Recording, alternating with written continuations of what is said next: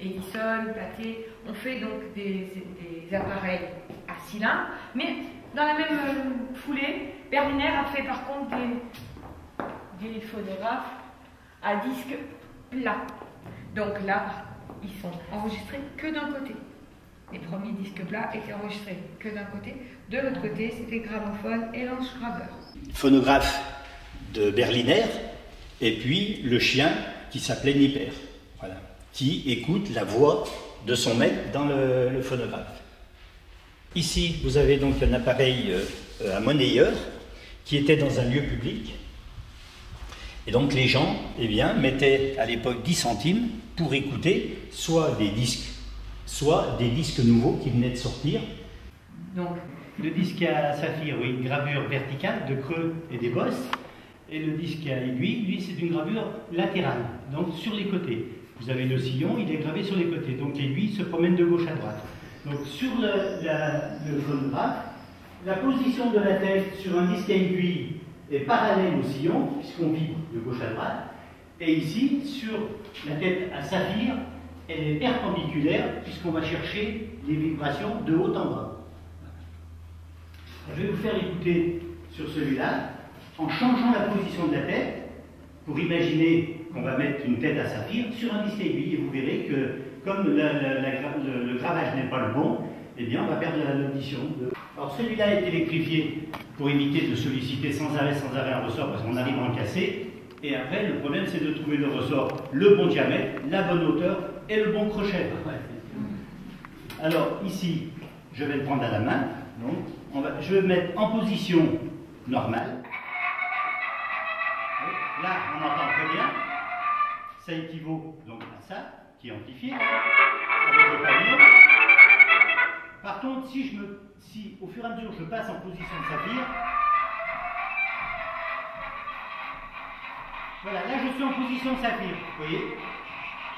Si je mets une tête saphir sur un disque aiguille, eh ben, j'ai plus rien du tout, parce que la tête ne correspond pas au disque. Donc le phonographe, on ne peut pas baisser et augmenter le son, hein. C'est mécanique, il n'y a pas de potentiomètre, à part mettre un chiffon dans le pavillon pour atténuer la voix, la musique.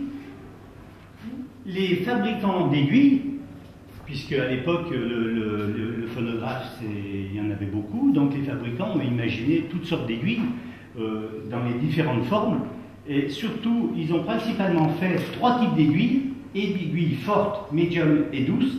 Plus l'aiguille était fermée, conique, plus elle restituait un maximum de vibration à la tête. Plus l'aiguille était longue et fine, plus on perdait de la vibration. Donc elle devenait douce. On avait moins de vibration à la tête, moins d'amplification au pavillon.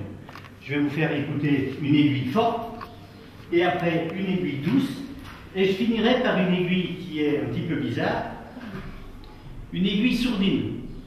Donc c'est une aiguille qui est toute en zigzag, qui finit par une pointe, et elle a le pouvoir de pomper, d'absorber toutes les vibrations.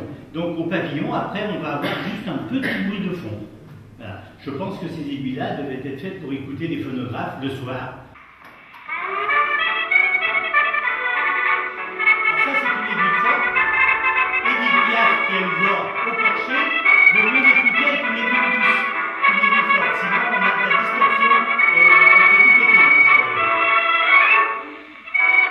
Alors voilà, donc là, on avait une aiguille forte. Je mets une aiguille plus douce. Oui, sans rien changer, sans rien toucher, juste en changeant l'aiguille. La différence. Et maintenant, je vais mettre la sourdine. Voilà, la sourdine. Donc, on entend bien les paroles, mais à côté du pavillon. Voilà, il ne fallait pas se trouver très très loin. Donc là, un petit peu plus loin, je vais mettre les paroles.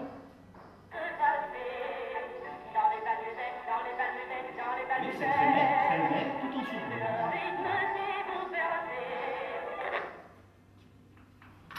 Alors là, on était sur le disque à aiguille. Le disque saphir, lui, on récupère des vibrations verticales, je veux dire des creux et des bosses.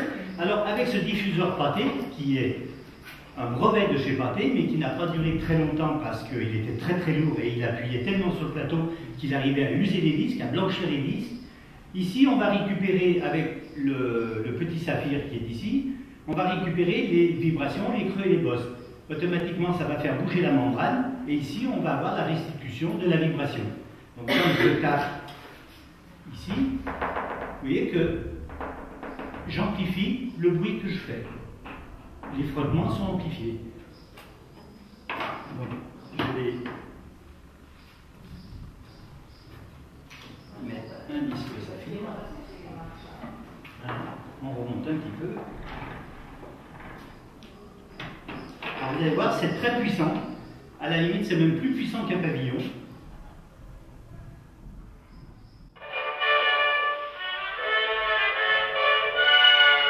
Ça marche super bien. Alors, l'inconvénient du saphir, quand il n'y a plus de musique, vous entendez le bruit de la boule en verre qui frotte dans le sillon. On entend. Voilà. L'inconvénient du saphir, par contre, on n'a pas besoin de changer.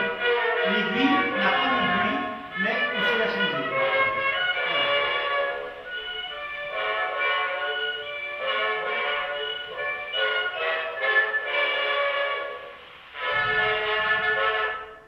Alors, par contre, le saphir, lui, était très fragile. Il ne fallait surtout pas lâcher le cône ou le bras où le saphir était monté sur le disque. Sinon, il était cassé. Il était foutu. Donc, le saphir, c'est ni plus ni moins une boule de verre. Ce n'est pas le saphir de la pierre précieuse. Hein. C'est de l'agate. Voilà. C'est de l'agate, c'est de la pierre qui était fondue. Alors, il faisait un petit fil. Il chauffait le bout du petit fil pour provoquer une boule, il coupait derrière la boule et il la montait sur une tige en laiton. Voilà, cette petite boule de verre, et ensuite elle était gravée pâté, pour pâté. Pour d'autres, eh bien, elle était ou gravée ou pas gravée. Mais pâté gravait ses saphirs.